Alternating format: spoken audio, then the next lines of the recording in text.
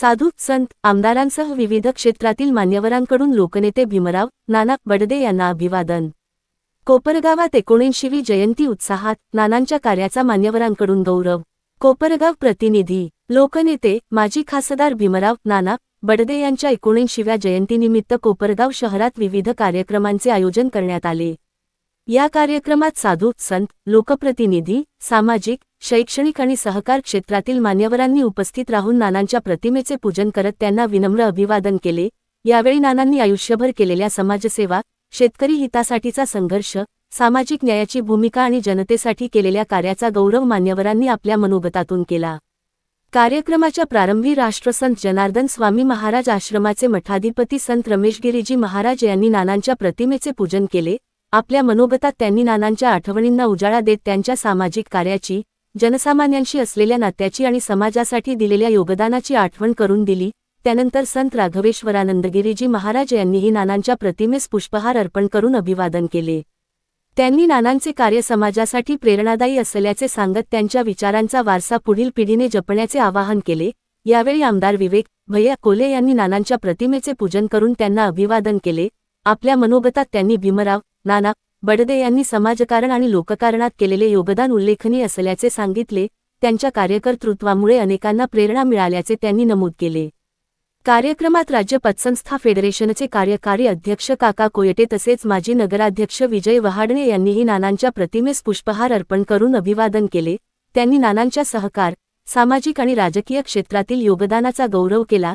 यावेळी रयत शिक्षण संस्थेचे मॅनेजिंग कौन्सिल सदस्य संदीप वरपे यांनी नानांच्या प्रतिमेचे पूजन करत त्यांच्या कार्यकर्तृत्वाला उजाळा दिला। शिक्षण आणि समाजकारण यांचा समतोल साधत नानांनी उभारलेला आदर्श समाजासाठी प्रेरणादायी असल्याचे त्यांनी सांगितले। कार्यक्रमास कोपरगाव नगराध्यक्ष पराग संधान यांनीही उपस्थित राहून नानांच्या प्रतिमेस अभिवादन केले। त्यांनी आपल्या मनोगतात नानांनी कोपरगावच्या विकासासाठी केलेले कार्य आणि सर्वसामान्यांशी असलेली त्यांची आत्मीयता यांचा उल्लेख करत त्यांच्या स्मृतींना विनम्र अभिवादन केले। लोकनेते भीमराव नाना बडदे यांच्या जयंतीनिमित्त आयोजित कार्यक्रमात विविध क्षेत्रातील मान्यवर, सामाजिक कार्यकर्ते, पदाधिकारी, कार्यकर्ते आणि नागरिक मोठ्या संख्येने उपस्थित होते। संपूर्ण परिसरात नानांच्या कार्याचा गौरव करणारे वातावरण निर्माण झाले होते। उपस्थितांनी त्यांच्या विचारांवर चालण्याचा आणि समाजहिताची परंपरा पुढे नेण्याचा संकल्प व्यक्त केला। लोकनेते भीमराव नाना बडदे यांच्या जयंती सप्ताहानिमित्त पुढील काही दिवस विविध सामाजिक, शैक्षणिक, पर्यावरण व जनजागृतीपर उपक्रमांचे आयोजन करण्यात आले असून नागरिकांनी त्यात उत्स्फूर्त सहभाग नोंदवावा असे आवाहन आयोजकांनी केले। भीमराव नाना बडदे यांच्या जयंतीनिमित्त आपण सर्वजण उभे आहोत। नानांचा इतिहास जर बघितला तर आजही मैत्री असेल, काम असेल, पक्ष असेल, प्रत्येकासाठी त्यांनी तळमळीने काम केलं आणि आज जीवाभावाचे जे मित्र जमवले ते आजही आतापर्यंत टिकून आहे। संघटन कौशल्य, पतित पावन सारख्या संघटनेतून त्यांनी काम केलं। भारतीय जनता पार्टीसाठी खूप मोठं काम केलं आणि त्याचीच पावती म्हणून त्यांना कोपरगावचे भारतीय जनता पार्टीचे प्रथम खासदार म्हणून त्यांना निवडून दिलं होतं। आणि त्यांच्या जयंतीनिमित्त आज जो त्यांच्या मित्रपरिवाराने स्मृती प्रतिष्ठानने जो एक स्तुत्य उपक्रम घेतला आणि वृक्षारोपणचा कार्यक्रमाने वाटप करून जो एक चांगला संदेश दिला, त्याबद्दल मी सर्व प्रतिष्ठानचे आभार मानतो। आणि इथून पुढे प्रतिष्ठान मार्फत असेच सामाजिक उपक्रम चालू राहू त्याकरता आपल्या कोपरगाव नगरपालिकेमार्फत जी काय मदत लागेल ती करायला मी तयार आहोत, एवढी मी आपल्याला शब्द देतो आणि माझे दोन शब्द सांगतो। जय हिंद, जय महाराष्ट्र। कोपरगाव लोकसभा मतदारसंघाचे माजी खासदार आणि आपल्या तालुक्याचे सुपुत्र कैलासवासी भीमराव नाना बडदे यांची आज 79वी जयंती आहे। मी सर्वप्रथम माझ्या वरपे कुटुंबियाच्या वतीने, माझ्या राष्ट्रवादी काँग्रेस शरदचंद्र पवार पक्षाच्या वतीने नानांच्या प्रतिमेला विनम्र अभिवादन करतो। नाना एक उत्कृष्ट आणि फळडे व्यक्तित्व होते आणि त्या वक्तृत्वातून त्यांनी संपूर्ण महाराष्ट्रभर पतित पावन संघटनेच्या माध्यमातून खूप मोठं युवकांचं, राष्ट्रभक्तीने प्रेरित असलेल्या युवकांचं जाळं त्या ठिकाणी निर्माण केलं। मी जेव्हा पुण्यामध्ये काही काळाकरता शिकायला म्हणजे वेकेशनला गेलो होतो 85-86 साली, तर त्या पुण्यातल्या फर्ग्युसन कॉलेजच्या परिसरात कोपरगाव म्हटलं का भीमराव बडदे साहेबांच्या गावचे का असं त्यावेळेस विचारायला न जायचं। इतका दरारा नानांचा त्या ठिकाणी होता. कोपरगावच्या जनतेने त्यांना खासदार केलं, पण मला आजही असं वाटतं की जर भीमराव नानांनी पुणे शहर सोडलं नसतं तर अण्णा जोशींच्या आधी ते तिथले खासदार झाले असते आणि फार मोठं नेतृत्व त्या ठिकाणी घडलं असतं. नाना एक सर्वसामान्य शेतकरी कुटुंबातून त्या ठिकाणी आले आणि त्यांनी दिल्लीच्या संसदेपर्यंत त्या ठिकाणी वाटचाल केली. ती आमच्या सारख्या राजकारणातल्या सर्वसामान्य घरातल्या मुलांना नेहमीच प्रेरणा देते. नाना माझ्या वडिलांचे देखील त्या ठिकाणी मित्र होते. मी जेव्हा कॉलेजला होतो लोणीला इंजिनिअरिंगला, अधूनमधून ते मला तिथं हॉस्टेलवर भेटायला यायचे आणि त्यातूनही आमचा दरारा तिथं कॉलेजवर त्या ठिकाणी वाढायचा. असे हे अगदी लहान युवकापासून ज्येष्ठांपर्यंत लोकप्रिय असलेले नाना आपल्यातून गेलेले आहेत, पण त्यांच्या स्मृती अतिशय चिरंतन आहे. आणि आमचे मित्र सुशांत घोडके हे त्यांच्या जयंतीच्या निमित्तानं जे वृक्ष रोपणाचं त्यांनी मोठं वृक्षदान वृक्ष भेट देणं हे जयंतीच्या निमित्त त्यांनी कार्यक्रम घेतला आणि नानांच्या स्मृती त्यांनी चिरंतन ठेवल्या. त्याबद्दल त्यांचे आभार मानावे तितके थोडे. मी पुन्हा एकदा नानांच्या प्रतिमेला अभिवादन करतो आणि थांबतो. जय हिंद, जय भारत.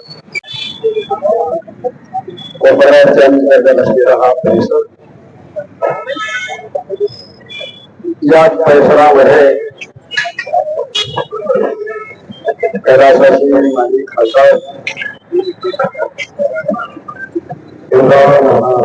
बर्दे यांच्या पुण्यस्मरणाच्या निमित्ताने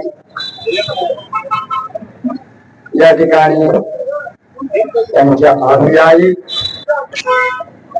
आत्ताच एक जणांनी सांगितलं, आम्ही नानांच्या कड्या खांद्यावर खेळलो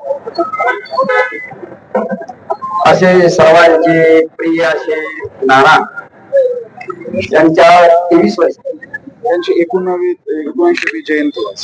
किती 79 जयंतीच्या निमित्ताने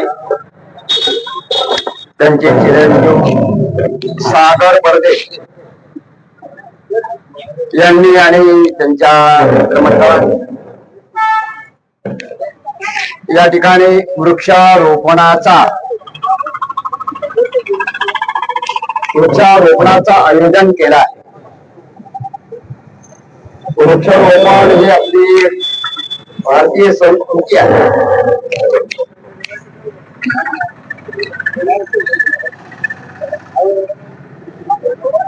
काही ठिकाणी म्हटलं आहे, झाड लावलं आणि त्याच्यावर पावसाळ्यामध्ये काही पाऊस पडला, आवाज काय होता असा, पाऊस पडला आणि त्या पावसाचे थेंब झाडावर पडून झाडाच्या खाली त्या झाडावर पडून जे खाली थेंब पडतात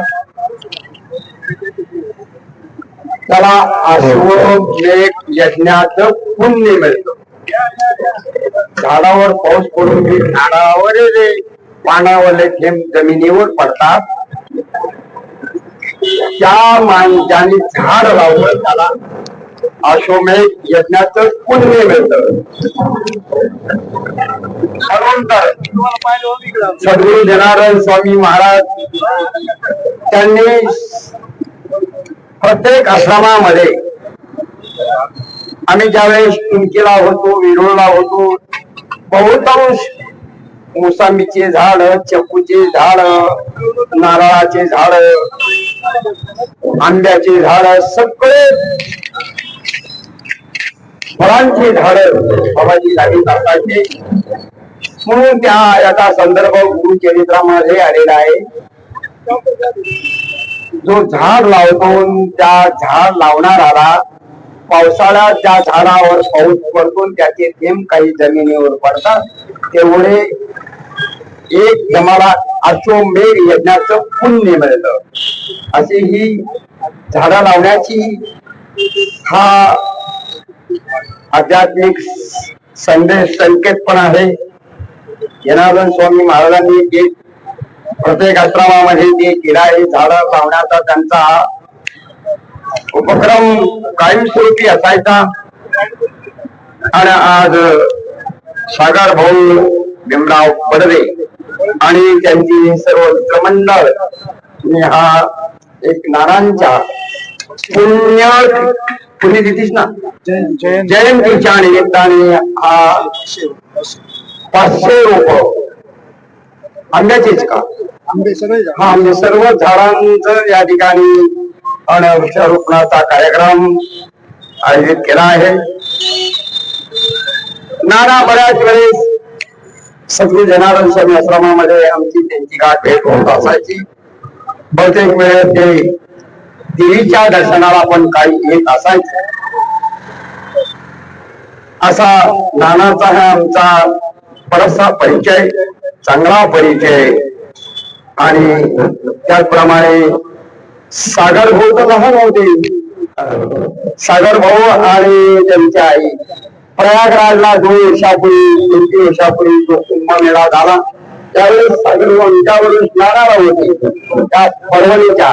हो, आणि असा तो काय पाहिला तो काय तो सोहळा आणि त्या मिरवणुकीचा चांदीची रथ आणि त्याच्यामध्ये त्या मिरवणुका म्हणजे, आणि हे प्रत्येक आखाडे आपापल्या परीने आणि जुलूस म्हणजे मिरवणुकी वाजत गाजत ज्या ठिकाणी स्नानाचा ठिकाण आहे त्या ठिकाणी सर्व आखाडे आपापल्या परीने जातात. आणि प्रत्येक आखाड्याच्या देवताही आधी देवता पुढे असतात. देवता राष्ट्रसंत सद्गुरू जनार्दन स्वामी महाराजांनी पंचदास नाम जुन्या आखाड्यामध्ये प्रवेश करून आणि त्या आखाड्याची देवता भगवान दत्तात्रय आहे. काही आखाड्याची देवता सूर्यनारायण असते, काही आखाड्याची देवता देवी असते आणि वेगवेगळ्या आखाड्याच्या वेगवेगळ्या देवता असतात. त्याच अनुषंगाने सद्गुरू जनार्दन स्वामी महाराज पंचदश नाम जुन्या आखाड्याशी संलग्नित असून आणि त्या आखाड्याची देवता आहे भगवान दत्तात्रय. आणि असा आम्ही सागर भाऊ त्यांची आई आणि बराच मोठा परिवार बरेच लोक होते. आणि आम्ही त्या जुलूस मध्ये अर्थात मिरवणुकीमध्ये जाऊन आणि प्रयागराज गंगा यमुना सरस्वती असा त्रिवेणी संगम आणि अशा त्या संगमाच्या ठिकाणी काय गर्दी, काय जन समुदाय, काय जनसागर, त्याला माप नाही. मी पाहिले त्या ठिकाणी 10 कोटी लोक 10 कोटी लोक होती त्या दिवशी. मौनी अमावस्या. हो, मौनी अमावस्याचा महान एक पर्वकाळ, मेन पर्वकाळ होता. आणि अशा त्या पर्वकाळावर प्रयागराज येथे आणि आम्हाला ही आखाड्याने रथ दिलेला होता त्यांनी चालत, आणि त्याच्यात मिरवणूक आम्ही बसलो. परंतु काहीतरी पुढे गडबड झाली म्हणून ती मिरवणूक मग त्या दिवशी कॅन्सल झाली. आणि दुसऱ्या मिरवणुकीला मग पुन्हा आम्हाला रथ मिळाले आणि रथामध्ये वाजत गाजत आणि वसंत पंचमीच्या स्नानाला आम्ही सर्वजण गेलो. त्या बरोबर आणि सागर पण आमच्या बरोबर होता. म्हणून बर्दे परिवाराला धन्यवाद देतो की नानांची परंपरा तुम्ही आजही आणि तशी ठेवलेली आहे, जिवंत ठेवलेली आहे. आज त्यांच्या स्मृतीला वंदन करतो आणि माझे 2 शब्द पूर्ण करतो. जय जनार्दन, जय जनार्दन. गुरुदेव महेश्वरा गुरु साक्षात परब्रह्म तस्मै श्री गुरवे नमः. गुरुर्ब्रह्मा गुरुर्विष्णू गुरुर्देव जनेश्वरा गुरु साक्षात जनार्दन स्वामी तस्मै श्री ओम जनार्दनाय नमः. पहिलं प्रथम पवित्र अशा भूमीला वंदन करू. या भूमीमध्ये असणाऱ्या सर्व देवदेवतांना वंदन करू. उपस्थित असणारे सर्व भाविक भक्त, प्रेमी सज्जन, या भारत देशाचे मान अनेक जणांनी उंच केलेले आहे. त्यामध्ये आमच्या आपल्या तालुक्याचं भूषण आमचे बर्दे महाराजांचंही नाव येतं. अनेक जणांनी आपल्या या भारत भूमीची मान उंच केलेली आहे. त्यामध्ये प्रभू रामचंद्र असेल, भगवान गोपाल कृष्ण, छत्रपती शिवाजी महाराज, त्याचप्रमाणे निष्काम कर्मयोगी जगद्गुरु जनार्दन बाबा. एक संत मिळणं अवघड आहे. परंतु आपल्याकडे संतची गरजेच आहे. साईबाबा सगळ्या जगांना मान्य आहे. जमिनीदास माऊलींनी स्वर्ग खाली उतरवलेला आहे. त्याचप्रमाणे जनार्दन बाबांनी तुम्हाला संस्कार लावलेले आहे. आणि एक थेंब अंगावर पडला तरी सगळ्या पापाचा नाश होतो, अशी गंगामाई आपल्या गावाला आहे. तेव्हा शास्त्रामध्ये म्हटलेलं आहे, कर्म करावं गोदावरी तडे, तप करावं नर्मदा तडे. म्हणून आपल्या सर्वांचं भाग्य आहे, गोदावरीच्या काठावर आपले कर्म पण चालू आहे. काय म्हटलेलं आहे, मरावे परी किती रूपाने मरावे. जसे आज आपण त्यांचा सोहळा आपण साजरा करत आहोत, हे शरीराने गेलेले आहे, परंतु त्यांची कीर्ती आम्हाला आहे का नाही. आणि म्हणून आपल्या सर्वांचा हा सुगंध जीवनाचा आयुष्यभर प्रत्येक क्षणाचा उपयोग करावा आणि या देहाचा चांगला सदुपयोग करून ही जगाची मान आपल्याकडून उंच राहिली पाहिजे. देशाची मान उंच करणारे सती संत आणि शूर वीर आहे. त्यांच्यामुळे या देशाची मान उंच आहे आणि म्हणून आपण सर्व भाग्यवान आहोत. साईबाबा सारखे संत आहे, जंगलीदास माऊली, जनार्दन स्वामी आणि छत्रपती शिवाजी महाराजांचे विचार आपल्या रोमारोममध्ये आहे. तेव्हा आपल्या सर्वांकडून धर्माचं काम व्हावं हीच भगवंताकडे प्रार्थना करू. देवाला प्रार्थना करू, चांगला पाऊस येऊ द्या, चांगली पिकं येऊ द्या, येणारा कुंभ चांगला होऊ द्या आणि आमच्या कोपरगावामध्ये भव्य दिव्य घाट होऊ द्या. येणाऱ्या जाणाऱ्या भाविकांना त्याची चांगल्या प्रकारची व्यवस्था झाली पाहिजे, हीच भगवंताकडे प्रार्थना करू. या कार्यक्रमाचं सुंदर असं नियोजन आयोजन करणाऱ्या यांनाही धन्यवाद देतो. बाबांच्या वतीनं सर्वांना रामकृष्ण. काम करत असतात त्यांच्या या उपस्थितीमध्ये आज आपण या ठिकाणी या कार्यक्रम करत आहोत. आजच्या कार्यक्रमासाठी NP law college, Namdevrao Parjane law कॉलेजचे संस्थापक हिरालालजी महानुभाव, Kopargaon education society, KJ Somaiya कॉलेजचे संदीपजी रोहमारे, मराठा पंच मंडळाचे अध्यक्ष संजयजी भोगरे, कोपरगाव तालुका भारतीय जनता पार्टी आणि अहमदनगर जिल्हा भारतीय जनता पार्टीचे उपाध्यक्ष विनायकराव गायकवाड, सादिकभाई शेख, आमचे मार्गदर्शक रामदासजी खैरे, शरदनाना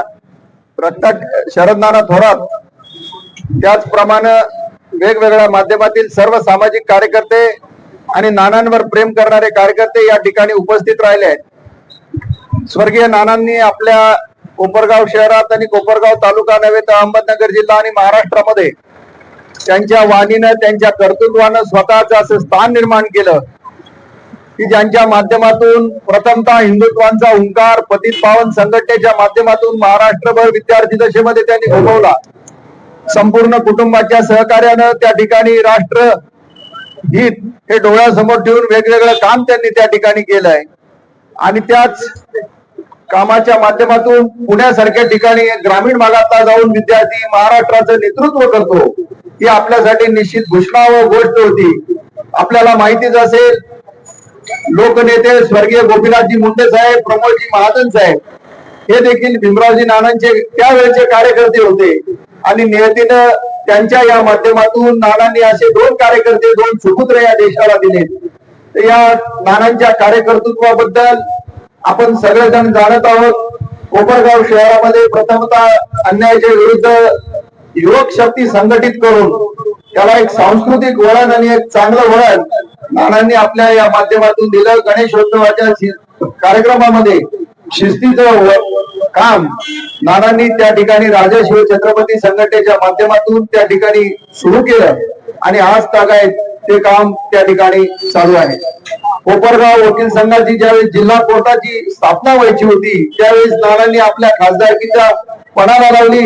स्वर्गीय वाडणे पाटील आणि नासर परांदे यांच्या बरोबरीने त्यांनी त्या ठिकाणी त्या काम आणण्यामध्ये उभं केलेलं आहे. कोपरगावचं पाणी प्रश्नाचं जे आपण स्वरूप बघतोय याची मुहूर्तमेढ त्यावेळेच्या आंदोलनामध्ये ज्यावेळेस आंदोलन थांबायची वेळ झाली की नेतृत्व मिळत नव्हतं, त्यावेळेस नानांनी आपलं नेतृत्व त्या आंदोलनाला दिलं, स्वतः उपोषणाचा निर्णय घेतला आणि कोपरगाव शहराचा उद्रेक त्यावेळी शासनापर्यंत पोहोचवला आणि शासनाने ही कोपरगावची पाणी पुरवठा त्या या लोक भावनेतून त्या ठिकाणी नानांनी त्या सगळ्या समूहाचं नेतृत्व त्या ठिकाणी केलेलं होतं. निश्चितपणे कोपरगाव शहरातील अनेक नवे महाराष्ट्रातील शेतकरी आंदोलनामध्ये वेगळं ठसा नानांनी त्या ठिकाणी उमटवलेला होता. एक बेधडक नेतृत्व, जेलमध्ये जायची कधी तमा त्यांनी बाळगली नाही. आणि त्या देशावर या भारतीय राज्यघटनेवर ज्यावेळेस हल्ला झाला आणि आणीबाणी लादण्यात आली आणि घटना ही गुंडाळून ठेवण्यात आली, त्याच्या आंदोलनामध्ये नानांनी त्या ठिकाणी तुरुंगवास आपल्या कुटुंबाच्या आपल्या मोठ्या भावांसह त्या ठिकाणी सोसलेला आहे. आणि त्याच सगळ्या या लढाऊ कार्यकर्त्याला आपल्या कोपरगाव मतदारसंघातील सर्व लोकांनी डोक्यावर घेतलं आणि त्या ठिकाणी खासदारकीच्या माध्यमातून त्यांना त्या ठिकाणी पावती दिलेली होती. आणि त्याच पावतीच्या आधारे नानांनी संसदेमध्ये सुद्धा त्या ठिकाणी काम केलंय. या सगळ्यांच्या माध्यमातून आज सुशांतजी घोडके यांचे सुरेते संस्था आणि त्यांचे सर्व सावरकर जो व्यापारी संघटना यांचं मी या ठिकाणी मनपूर्वक अभिनंदन करतो की नानांच्या जन्म जयंतीच्या निमित्तानं आपण हा चांगला कार्यक्रम या ठिकाणी सुरू केलेला आहे. मी या ठिकाणी नानांना त्या ठिकाणी माझी आदरांजली व्यक्त करतो आणि विनंती करतो महाराजांना की त्या ठिकाणी जन्म जयंतीच्या निमित्तानं आपण आयोजन करावं. वैभवजी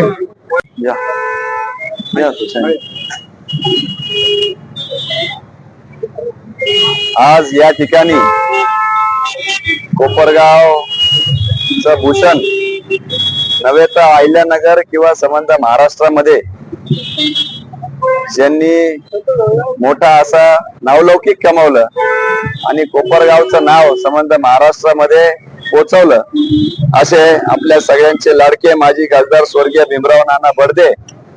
खरं तर नानांचं शालेय शिक्षण आपल्याच इथं केबीपी विद्यालयात झालं, परंतु फर्ग्युसन मध्ये उच्च शिक्षण घेत असताना संघटन करणे, संघटनेच्या माध्यमातून प्रश्न सोडवणे याची त्यांना जाणीव होती. आणि म्हणूनच त्यावेळेस विद्यार्थी चळवळीत देखील त्यांनी पॅनल उभा करून विद्यार्थी दशकामध्ये त्यांची चुणूक दाखवली होती.